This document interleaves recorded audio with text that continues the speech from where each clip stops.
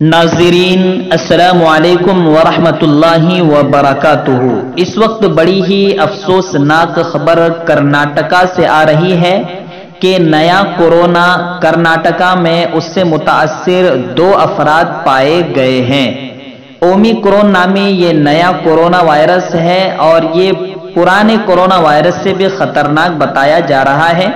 वजारत सेहत ने इसकी तस्दीक भी कर दी है कि कर्नाटका में 2 केसेस पाए गए हैं और मारूफ डॉक्टरों का कहना है और WHO का भी कहना है कि ये जो नया कोरोना है ये इतना खतरनाक है, इतना जहरीला है कि अगर एक शख्स को ये पकड़ता है तो उससे 21 या 18 लोग मुतासिर हो सकते हैं। और उस कोरोना के बारे में जो पुराना कोरोना है उसके बारे में कहा जाता था कि 4 से 5 लोगों को मुतासिर करता है, लेकिन ये 18 से 21 लोगों को मुतासिर कर सकता है।